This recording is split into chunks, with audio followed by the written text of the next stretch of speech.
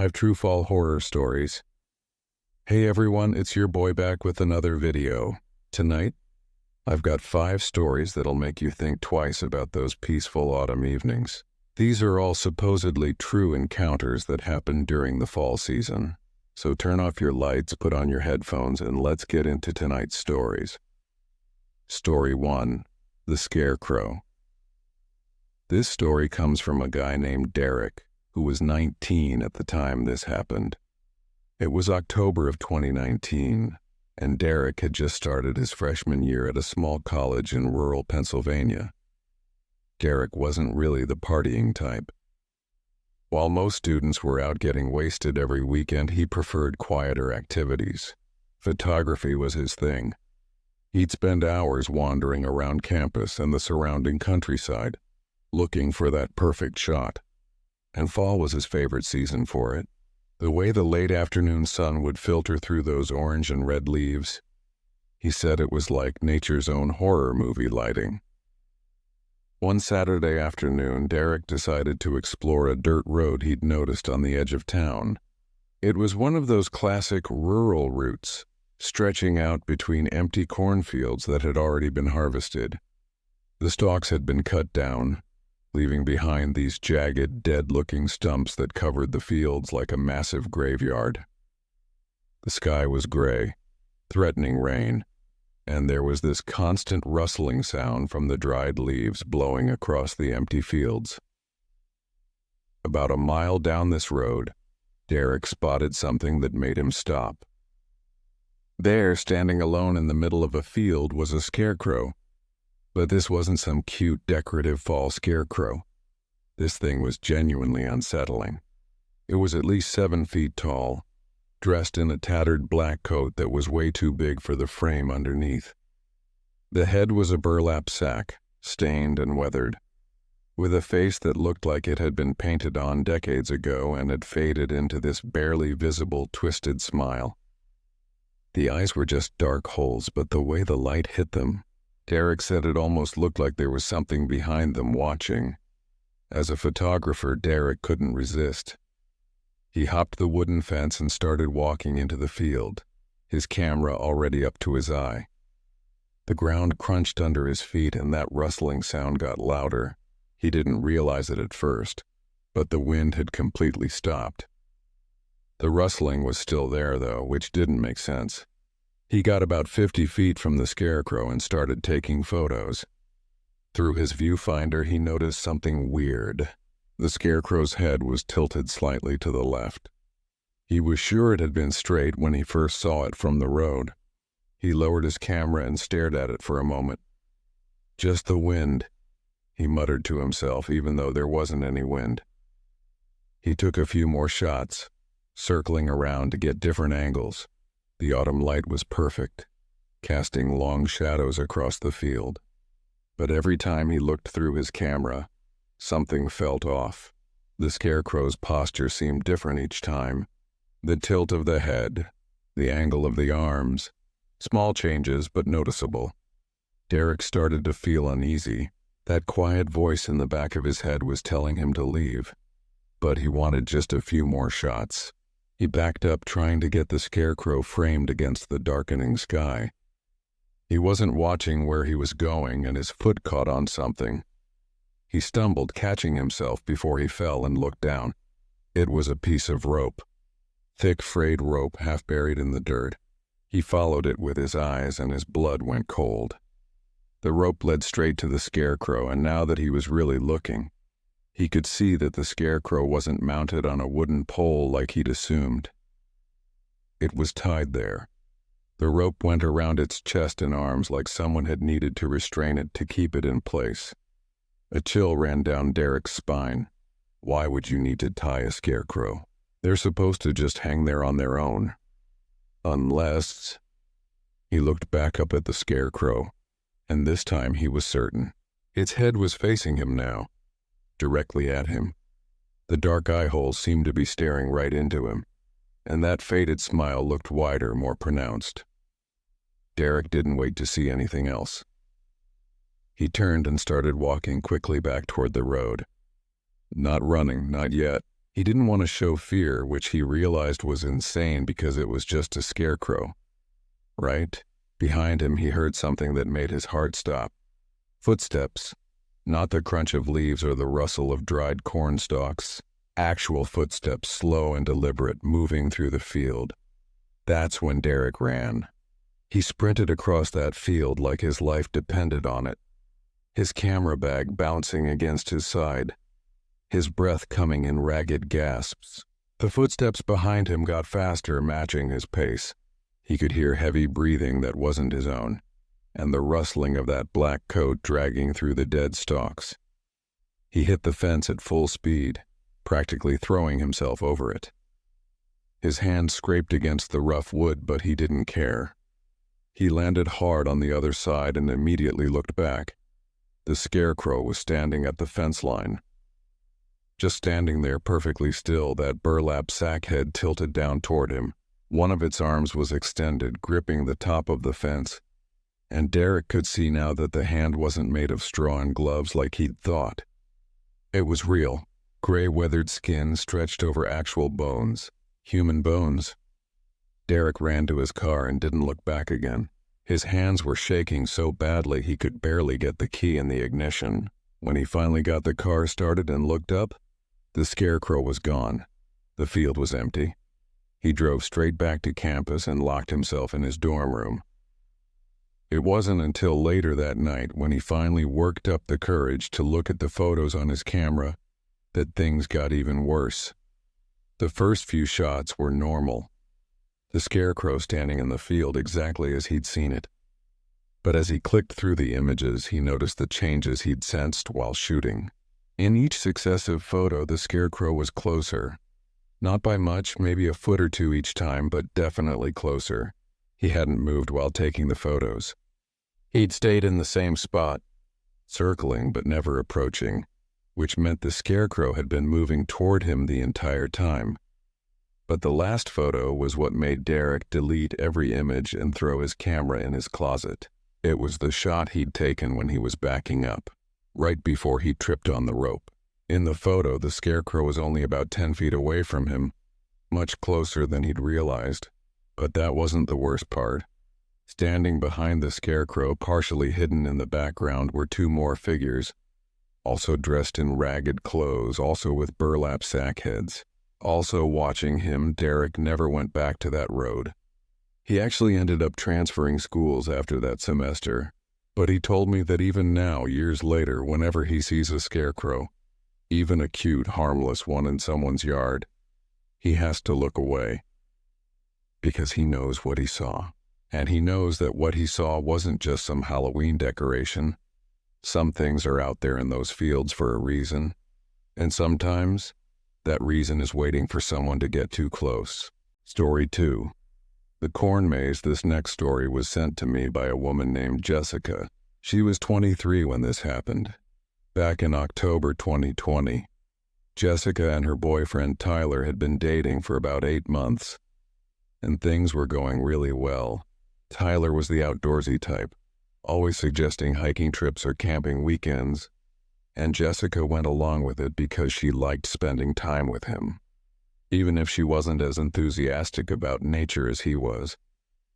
When Tyler suggested they visit Harker's farm for their fall festival, Jessica agreed immediately. She actually loved fall festivals. The apple cider, the pumpkin patches, the hay rides. It all seemed perfectly safe and fun, the kind of date that would make a nice memory. Harker's farm was about an hour outside the city, deep in farm country. It was a massive property that had been in the Harker family for generations, and every October they transformed it into this huge autumn attraction. There were all the usual activities, but the main draw was their corn maze. It wasn't just any corn maze, it was 14 acres of winding paths cut through corn stalks that grew over 8 feet tall. The farm advertised it as the most challenging corn maze in the state, and people came from all over to try to complete it. Jessica and Tyler arrived just before sunset. The parking lot was pretty full, mostly families with young kids, couples on dates, groups of teenagers. The air smelled like kettle corn and wood smoke, and classic Halloween music played from speakers hidden around the grounds. It was exactly the kind of wholesome, nostalgic autumn experience Jessica had been hoping for. They did the hayride first, then got some hot apple cider and walked around looking at the decorations. As the sun got lower, a lot of the families started leaving. The farm stayed open until 10 p.m. and Tyler was insistent that they try the corn maze. The sign at the entrance said the average completion time was 45 minutes, and that the paths were clearly marked with reflective tape so no one would get lost in the dark. "Come on," Tyler said, grinning. "It'll be fun. A little spooky, but fun." Jessica wasn't so sure, but she didn't want to seem like a wimp. So at around 8:30, as the sun disappeared completely and the farm's floodlights came on, they entered the corn maze. The entrance was decorated with hay bales and plastic jack-o'-lanterns, making it seem harmless and festive. But as soon as they walked past the first turn and the walls of corn rose up on either side of them, the atmosphere changed. The sounds from the farm, the music, the laughter of other visitors became muffled and distant. The corn rustled constantly even though there wasn't much wind, and the paths were narrower than Jessica had expected, maybe 4 feet wide, forcing them to walk single file in some places. Tyler led the way, using his phone's flashlight to illuminate the path ahead. The reflective tape markers were there, just like the sign had promised. Little strips of yellow tape tied to the corn stalks at regular intervals, showing which paths were the correct route. For the first 20 minutes or so, it was actually fun. They hit a few dead ends, had to backtrack, laughed about getting turned around. There were a few other groups in the maze, too. They could hear voices calling out to each other, sometimes close, sometimes far away, the sound bouncing strangely through the maze. But then Tyler took a turn that led them deeper into the maze, away from where most of the voices seemed to be coming from. The path got darker, the floodlights from the farm barely visible over the tall corn, and that's when Jessica started to feel like something was off. "Tyler," she said, keeping her voice quiet without really knowing why. "Do you hear that?" He stopped and turned back to her. "Hear what?" "I don't know. I thought I heard footsteps, like someone running." They both stood still, listening. At first there was nothing but the rustling corn. Then faintly Jessica heard it again. The sound of footsteps, fast and heavy, moving through the maze. But not on the paths. Through the corn itself, cutting directly through the stalks. "It's probably just other people goofing around," Tyler said. But he sounded uncertain. "Come on, let's keep moving." They walked for another few minutes, taking turns based on where the reflective markers led them. But Jessica couldn't shake the feeling that something was wrong. The maze was too quiet now. They hadn't heard any other voices for at least 10 minutes, and that seemed strange for a popular attraction on a Saturday night. Then Tyler stopped abruptly. Jessica almost bumped into him. "What's wrong?" she asked. He was shining his light on the path ahead, then on the corn stalks to their right. "This isn't right," he said slowly. "What do you mean?" "We've been here before. I recognize this section. We're going in circles." Jessica felt a spike of anxiety. "That's impossible. We've been following the markers." "I know, but look." He pointed his light at a spot on the ground where the dirt was disturbed, showing clear footprints. His footprints. "That's from my boot. I'm sure of it. We passed through here maybe 15 minutes ago." They stood there for a moment, both of them trying to figure out how that was possible. The markers had been consistent, leading them forward. They hadn't doubled back on purpose. It didn't make sense. That's when they heard the sound again, much closer this time. Footsteps crashing through the corn, coming from somewhere to their left. And something else, breathing. Heavy, labored breathing, like someone who'd been running for a long time. "Okay, let's just head back to the entrance," Jessica said, trying to keep the fear out of her voice. "Forget the maze." Let's just get out of here. Tyler nodded and they turned around, walking quickly back the way they'd come. But within a few minutes they were completely disoriented. The paths all looked the same in the dark, and the reflective markers seemed to be leading them in contradictory directions. Some paths had multiple markers, pointing in different directions. Others had no markers at all. "This doesn't make any sense," Tyler muttered, frustration creeping into his voice. He pulled out his phone. "I'm calling the farm. They can come get us," but his phone had no signal. Neither did Jessica's. They were in a dead zone, which seemed impossible. They'd both had full bars when they entered the maze. The footsteps came again, this time from behind them, closer. And now they could hear something else. A voice, low and raspy, muttering words they couldn't quite make out. It sounded like it was coming from everywhere at once, bouncing through the maze. "Run," Tyler said. They ran, not caring about following any markers anymore, just trying to put distance between themselves and whatever was making that sound.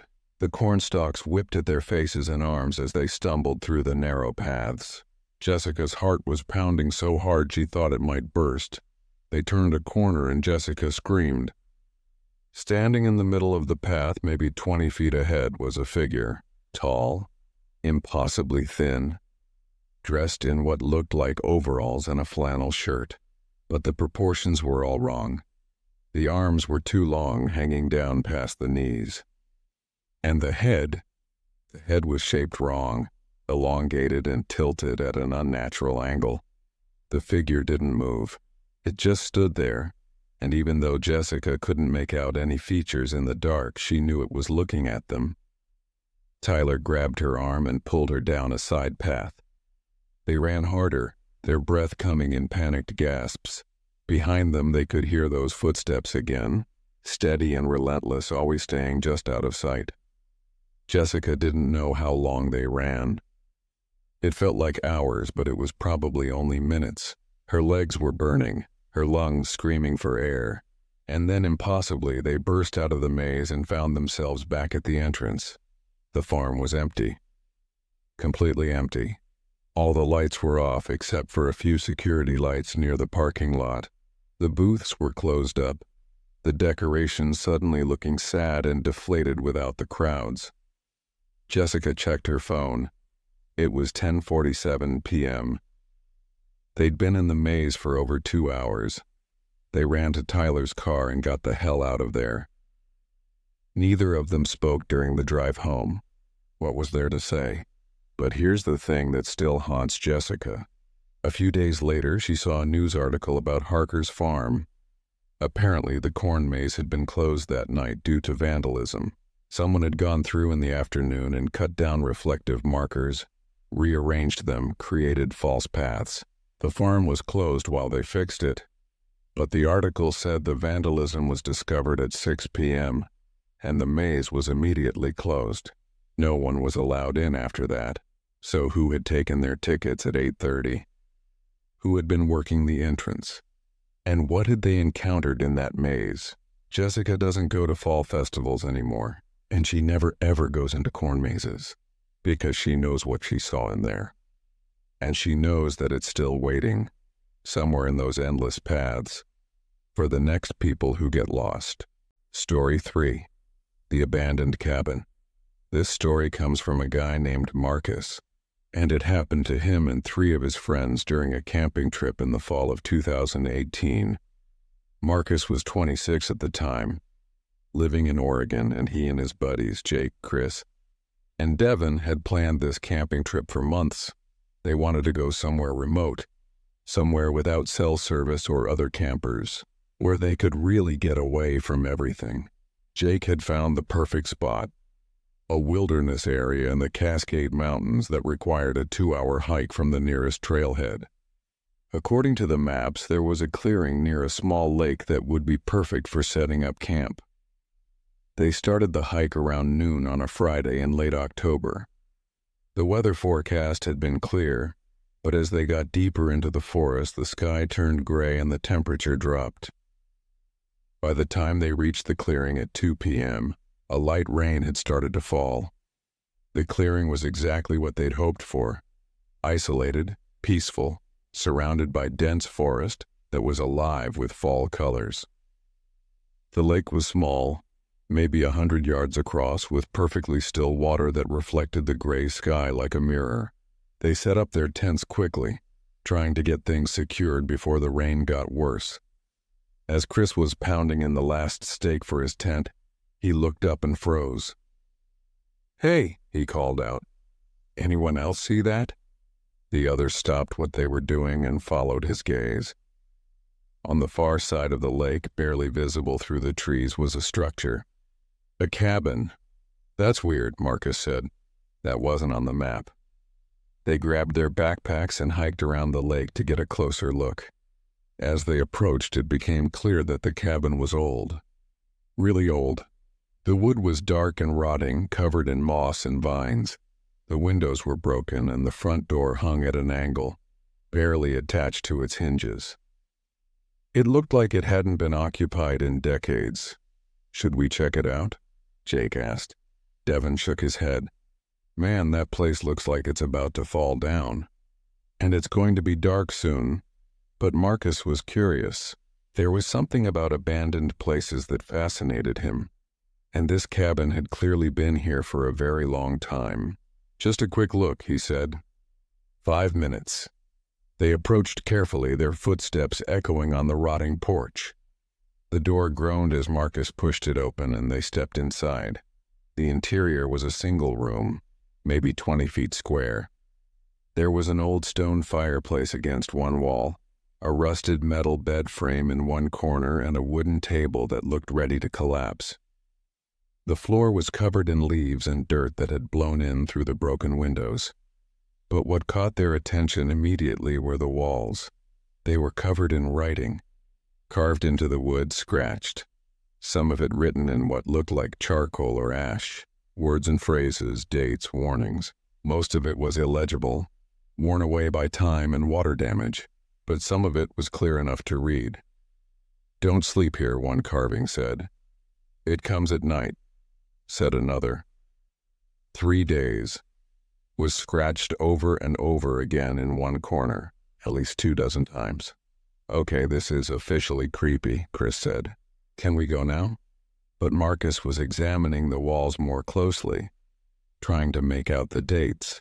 The oldest one he could find was 1947. The most recent looked like it said 2011, though the last digit was hard to make out. "People have been finding this place for decades," he said quietly, and they all felt the need to leave warnings. There was something else too. In the corner near the bed, partially hidden by shadow, was a stack of something. Marcus pulled out his phone and turned on the flashlight. They were journals, at least a dozen of them in various states of decay. The ones on the bottom of the stack were basically pulp, destroyed by moisture and time, but the ones on top were more recent and somewhat readable. Marcus picked up the top journal, a small spiral notebook with a blue cover. The pages were water-stained but intact. He opened to the first page. "September 23rd, 2016, he read aloud. "We found this cabin by accident. It's perfect, sheltered near water, far from the trails. We're going to stay here for a few days. John thinks we should keep moving, but Sarah and I convinced him to rest. We're all exhausted." He flipped through a few more pages, reading snippets. The entries talked about normal camping stuff, what they ate, the weather, wildlife they'd seen. But then on the 4th day, the tone changed. "September 26, 2016, something is wrong with this place. None of us have been sleeping well. We all hear things at night, footsteps on the porch, scratching at the walls. But when we check, there's nothing there. John wants to leave tomorrow morning. Sarah agrees. I tried to convince them to stay one more day, but honestly, I'm starting to think they're right. This place feels wrong." The next entry was dated September 27th. "We were supposed to leave this morning, but Sarah is sick. Really sick. She can barely stand. Says she feels like something is draining her energy. John and I are worried, but we don't want to make her hike in this condition. We'll rest today and leave tomorrow no matter what." Marcus flipped to the next page. The handwriting had changed, becoming messier, more frantic. September 28th. John is gone. He left the cabin last night to get water from the lake and never came back. We searched for hours. His pack is still here. His boots are still here. How could he just disappear? Sarah is worse. She won't eat. She barely talks. She just stares at the door like she's waiting for something. I want to go look for John again, but I'm afraid to leave her alone. And honestly, I'm afraid of what's out there. "Okay, I really don't like this," Devin said. "Can we please go?" But Marcus kept reading, unable to stop. September 29th. I don't know what day it is anymore. Sarah is sleeping all the time, but it's not real sleep. She moans and cries, and sometimes she talks to someone who isn't there. I tried to carry her out this morning, but I didn't make it 50 feet before I had to turn back. I'm so tired. I can't think straight. The cabin won't let us leave. Every path leads back here. I see John sometimes standing at the edge of the clearing. But when I call to him, he just watches me and then walks back into the trees. That's not John. I know that's not John, but it looks exactly like him. The final entry was just 2 sentences, the handwriting barely legible. It's in the cabin. 3 days. Marcus looked up at his friends, his face pale. We need to get out of here now. They left the cabin quickly, not bothering to close the door behind them. The rain was coming down harder now and the sun was setting, casting long shadows through the forest. As they hurried back around the lake toward their camp, Marcus glanced back at the cabin. There was a figure standing in the doorway. Just a silhouette, perfectly still, watching them leave. "Hey," Marcus said, his voice barely above a whisper. "Do you guys see—" "Don't look back," Jake interrupted. "Just keep walking." They reached their camp and immediately started packing up, working in frantic silence. The rain was pouring now, soaking through their clothes, but none of them cared. They just wanted to get out of there. As they pulled down the last tent, they heard it. A sound coming from across the lake, from the direction of the cabin. It was singing. A woman's voice, high and thin, carrying across the water. The melody was unrecognizable, the words in a language none of them understood. "Move," Marcus said. "Move now." They grabbed their packs and started hiking, not even bothering with their flashlights at first, stumbling through the darkening forest. The rain made the trail slippery and they fell multiple times, but they kept going. The singing followed them. It never got louder or quieter, maintaining the same distance, always just behind them, and underneath it they could hear footsteps. Multiple sets of footsteps moving through the forest on either side of the trail. The hike that had taken 2 hours in daylight took them almost 4 hours in the dark and rain. They didn't stop, didn't speak, just focused on putting one foot in front of the other. The singing continued the entire time. When they finally reached the trailhead and saw the parking lot, they ran the last 100 yards. They threw their gear in Jake's truck and jumped in, slamming the doors. Jake started the engine and peeled out, not even bothering to properly secure their equipment.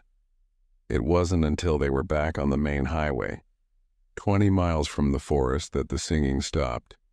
They drove straight through to Portland, not speaking, barely breathing. When they finally pulled up to Marcus's apartment building at 4 a.m., Devin broke the silence. "We tell no one about this," he said. "Not where the cabin is, not what we saw. We don't lead anyone back there." The others agreed, but Marcus couldn't let it go. A few weeks later, after obsessing over it and barely sleeping, he went to the library and started researching the area. He found an old newspaper article from 1947 about a family that had disappeared while camping in the Cascades. They'd been missing for 2 weeks before their bodies were found in an abandoned cabin. The cause of death was officially listed as exposure, but the article noted that the bodies showed signs of extreme emaciation, as if they had been starving for months rather than days. Marcus found more articles. Over the decades, dozens of hikers had gone missing in that area, and several bodies had been found in or near an abandoned structure that authorities could never quite locate on subsequent searches. The last documented case was from 2016. 3 hikers, John Chambers, Sarah Willis, and David Chen, had disappeared in late September. Only Chen's body was ever found, 8 months later, 3 miles from where the search teams had been looking. The article didn't mention a cabin. Marcus never told his friends what he'd discovered, and he never went camping again. None of them did, because they all knew what they'd encountered in that cabin. Something was there, something that had been there for a very long time, something that kept people from leaving once they found it. And sometimes late at night, Marcus still hears that singing, faint and distant, like it's just outside his window. A reminder that he got out, but others didn't and won't. Story 4. The Hayride. This story was shared by a woman named Amanda, who experienced this back in 2017 when she was 21 years old. Amanda grew up in a small town in Iowa, the kind of place where everyone knows everyone, and the biggest events of the year are the county fair and the high school football games. By the time she was in college, she'd mostly moved on from small-town life, studying at a university 3 hours away. But every October, she'd come home for a weekend to reconnect with her family and friends. That particular October, her younger sister Emma, who was 17 at the time, begged Amanda to take her to the Anderson Farms annual haunted hayride. It was a tradition that had been running for almost 30 years, and Emma had gone every year since she was 12. Amanda had aged out of it years ago, but Emma insisted it would be fun, a chance for them to spend time together like they used to.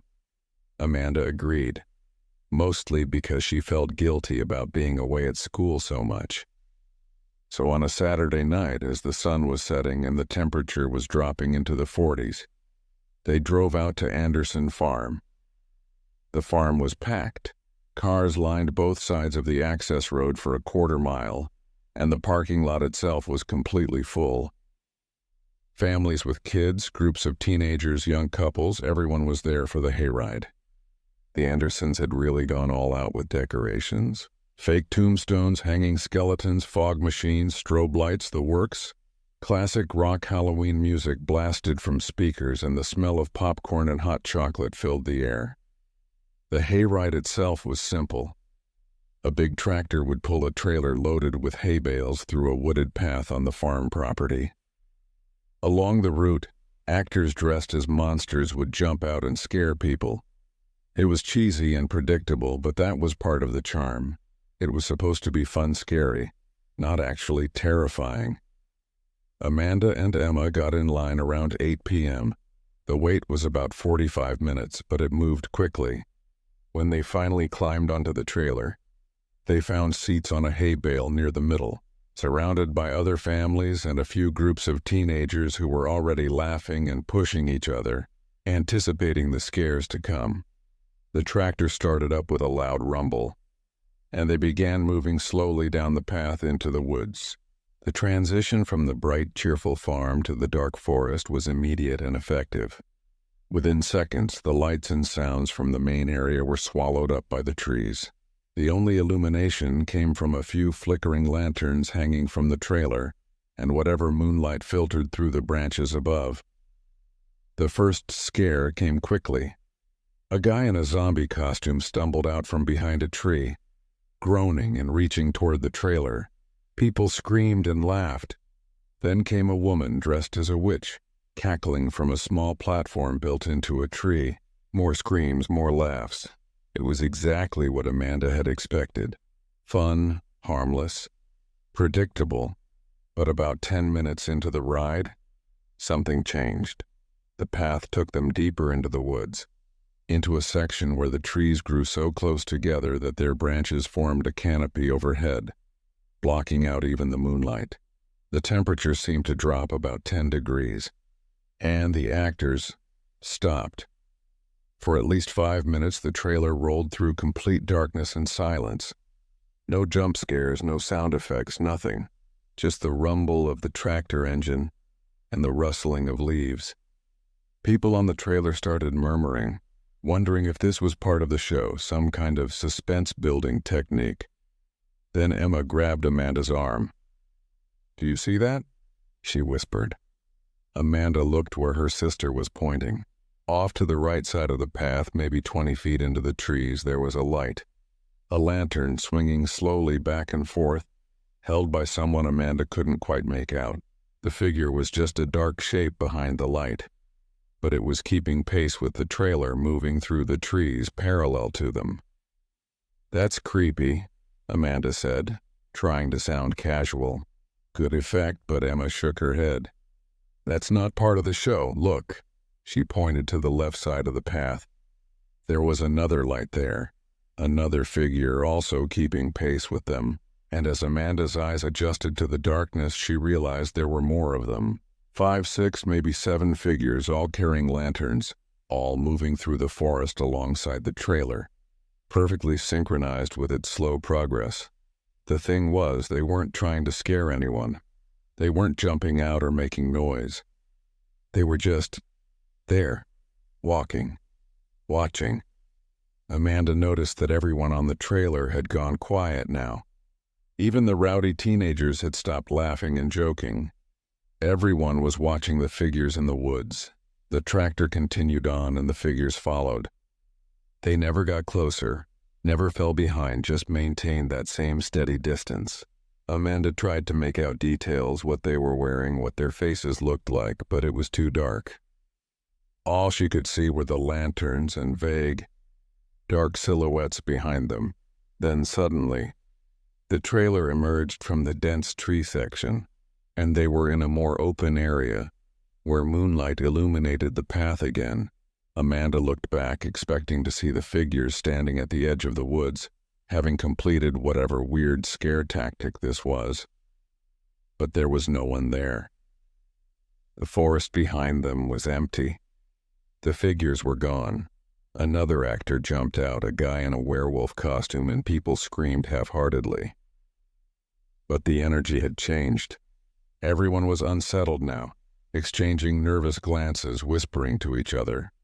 The rest of the ride continued normally. More actors, more jump scares, and eventually they rolled back into the lit area near the farm. Everyone climbed off the trailer, most people laughing again now that they were back in the safety of the bright lights and crowds. Amanda and Emma walked toward the parking area, not saying much. Emma was pale, looking shaken, and Amanda was trying to process what they'd seen. Finally, she said, "I'm going to ask someone about that middle section. That was really weird, right?" Emma nodded. "Yeah, that wasn't normal." They walked over to the ticket booth where a woman in her 50s was counting money and checking people in for the next ride. Amanda waited for a lull in the line, then approached. "Hey, I just wanted to say, that middle section, with the figures with the lanterns, that was really effective. Really creepy." The woman looked up at her, confused. "What figures?" "In the woods," Amanda explained. "During the ride, there were these people with lanterns walking through the trees alongside the trailer. It was like, I don't know, 7 or 8 of them." The woman's expression changed. The confusion turned to something else. Concern, maybe, or fear. She glanced at her co-worker, a man who was helping secure hay bales on the next trailer, and he'd clearly overheard the conversation because he was staring at them now too. "We don't have actors in that section," the woman said slowly. "It's too dangerous. The trees are too dense and the ground is uneven.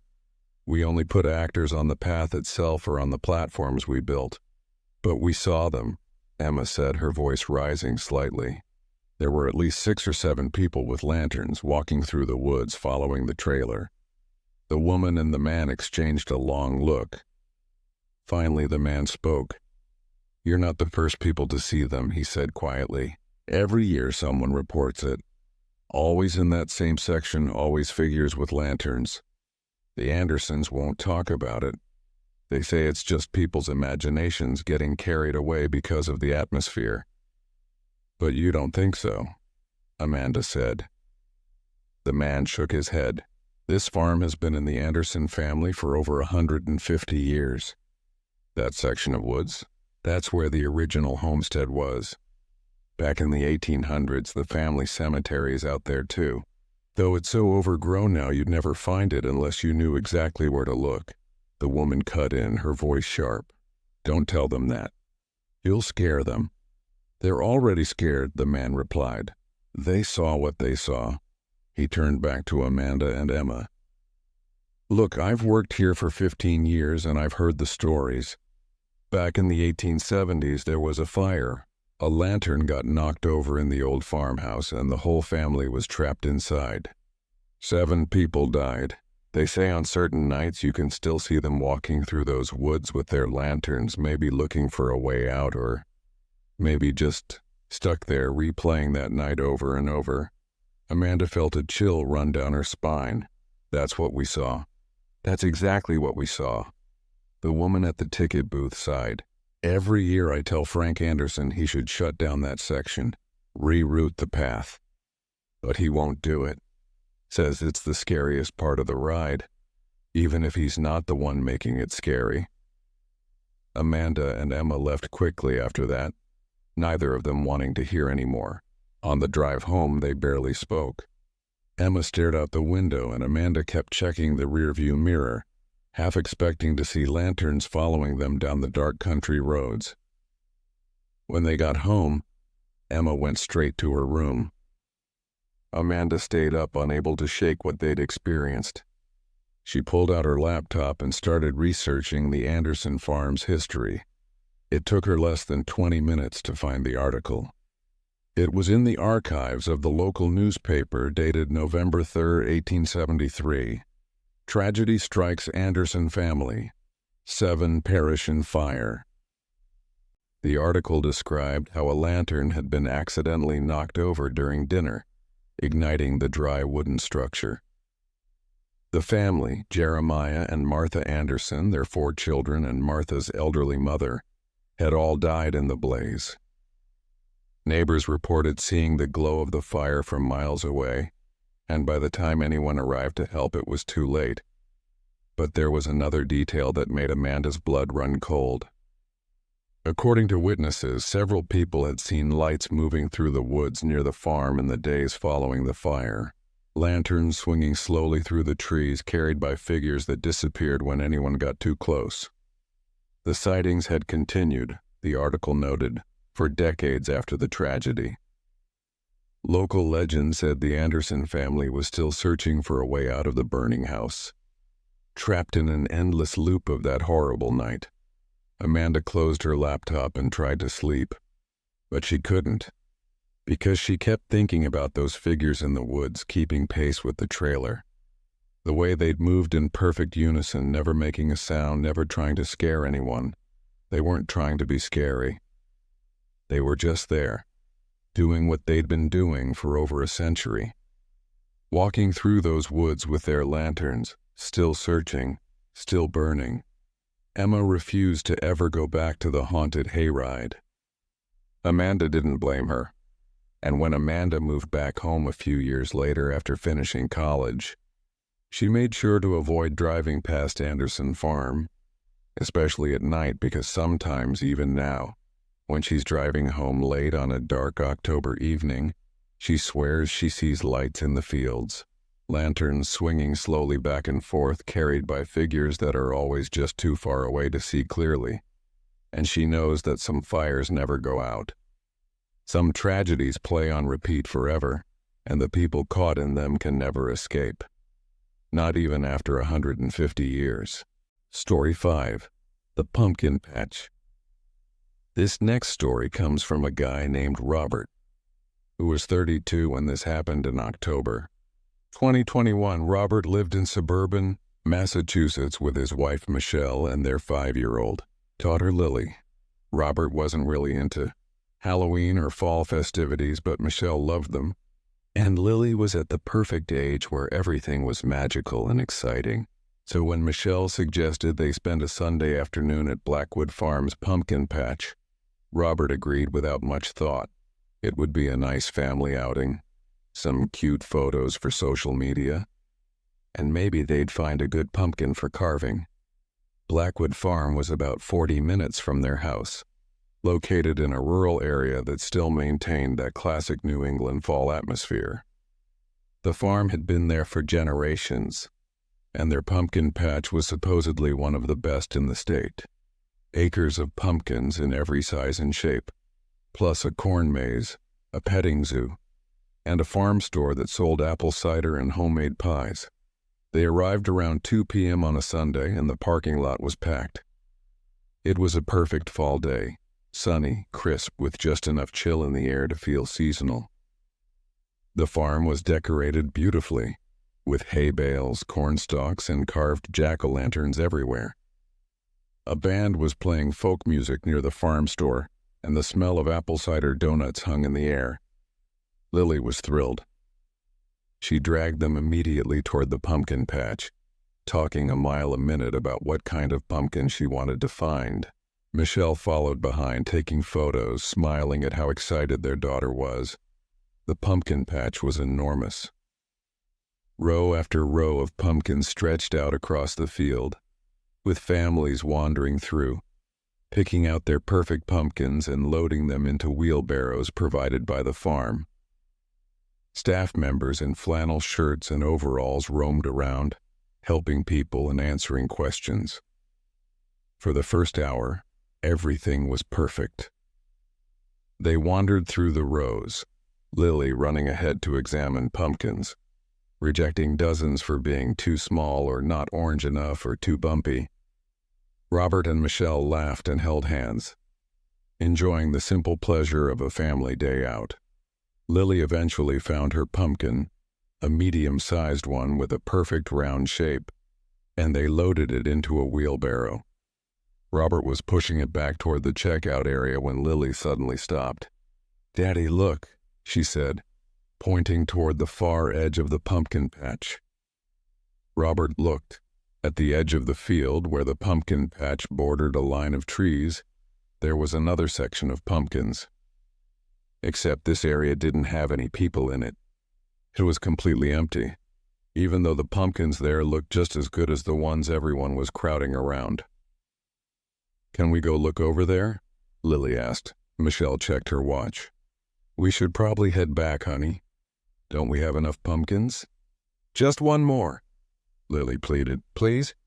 Those ones look even better." Robert shrugged. "It'll just take a minute." They walked across the field toward the far section. As they got closer, Robert noticed something odd. The pumpkins here were different. Not dramatically different, but subtly wrong. They were all perfectly round, perfectly orange, without any of the natural variations and imperfections you'd expect. And they were arranged in neat, precise rows, unlike the more scattered, natural layout of the rest of the patch. "These look weird," Michelle said quietly, echoing Robert's thoughts. But Lily had already run ahead, examining the pumpkins with her usual enthusiasm. "This one, Daddy. This one's perfect." She was pointing at a pumpkin that was, Robert had to admit, absolutely flawless. It was the perfect size, the perfect shape, the perfect color. It almost looked artificial, like a prop pumpkin made of plastic.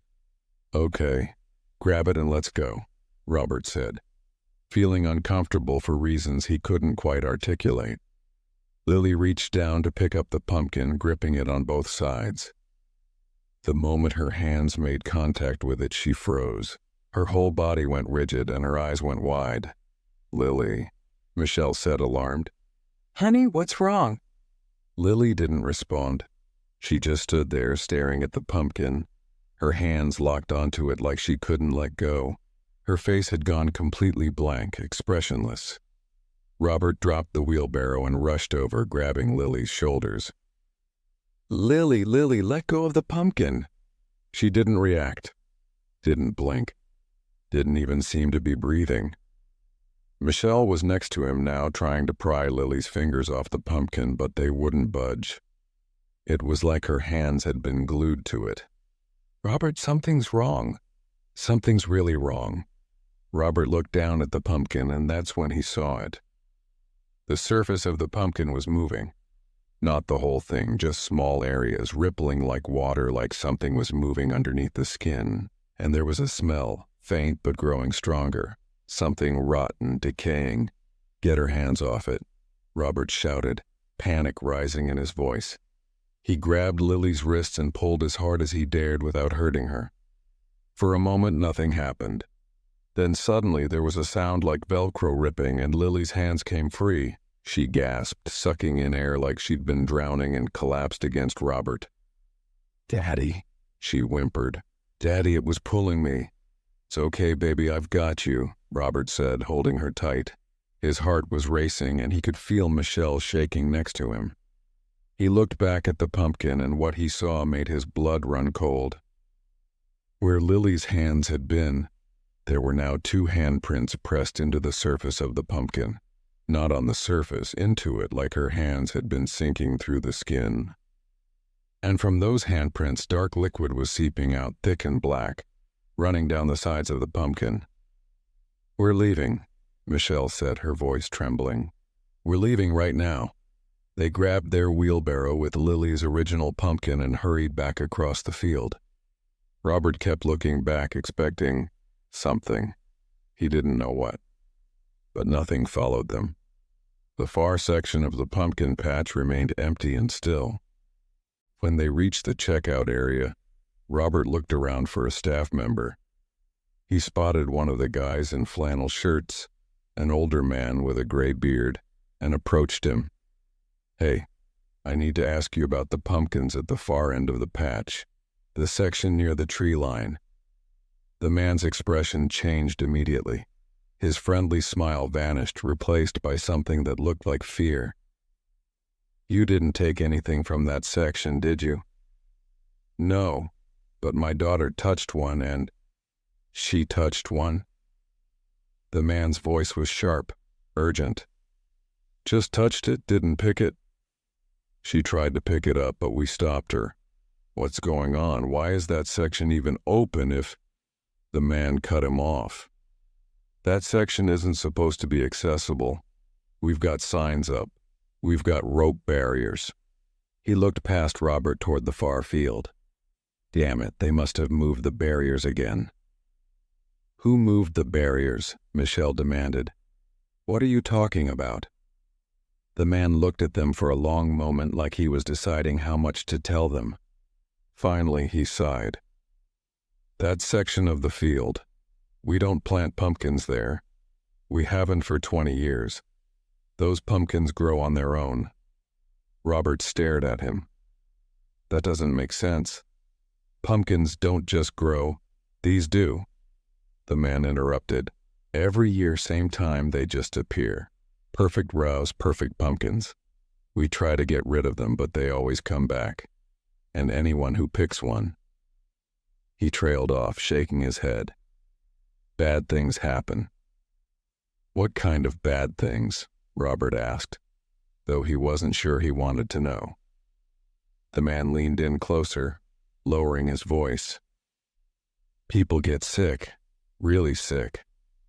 There was a woman about 10 years ago who took one of those pumpkins home.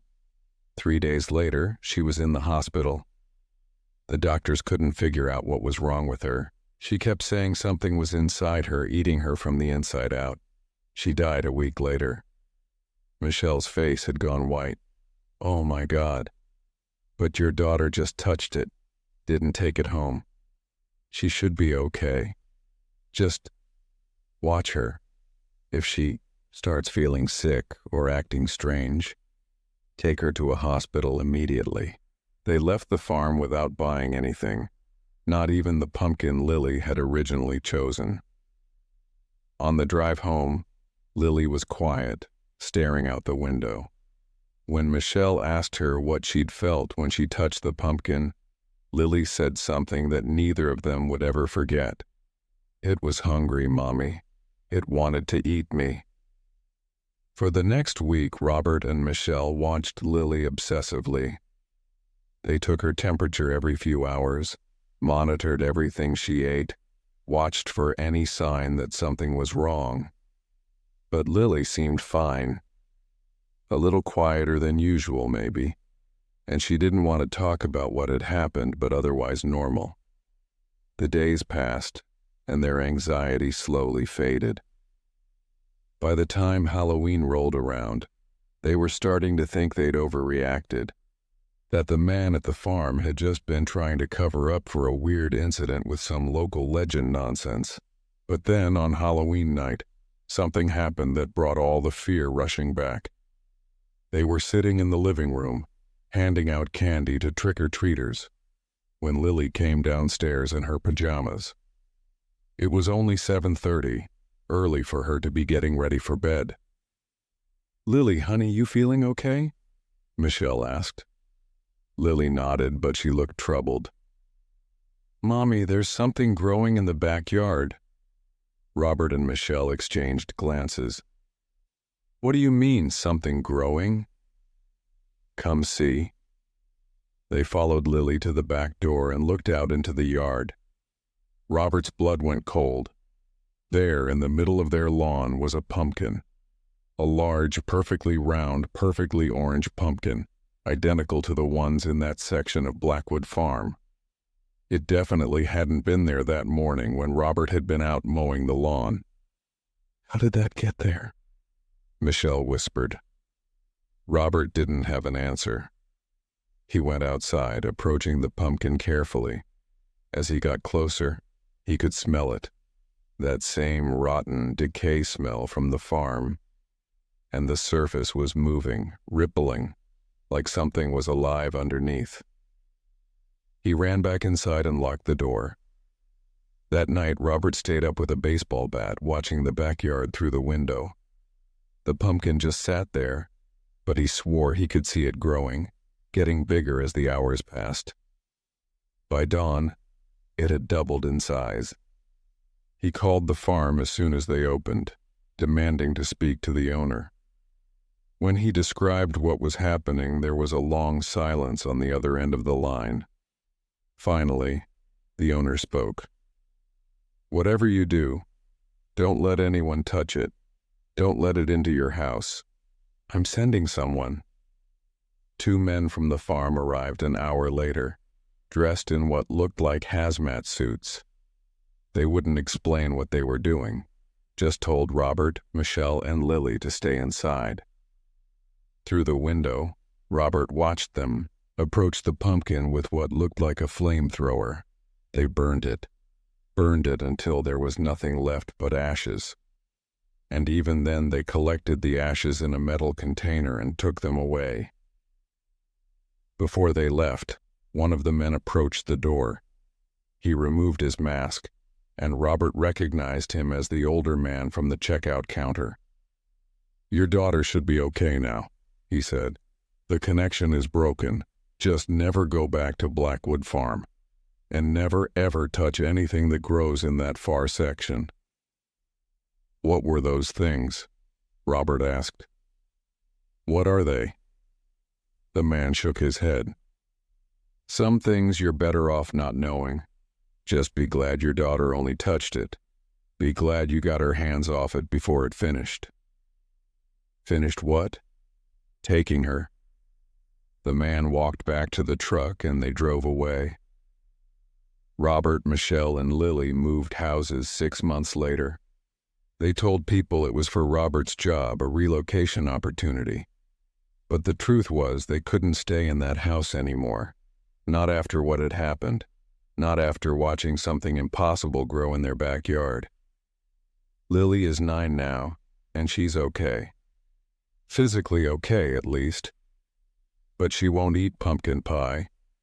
Won't carve jack-o'-lanterns. Won't even look at pumpkins in the grocery store. Because she remembers what she felt when she touched that pumpkin in Blackwood Farm. She remembers the hunger, the pull, the sense that something ancient and terrible was on the other side trying to drag her through, and sometimes late at night she wakes up screaming. When Michelle and Robert run to her room, she's always saying the same thing. "It's still hungry.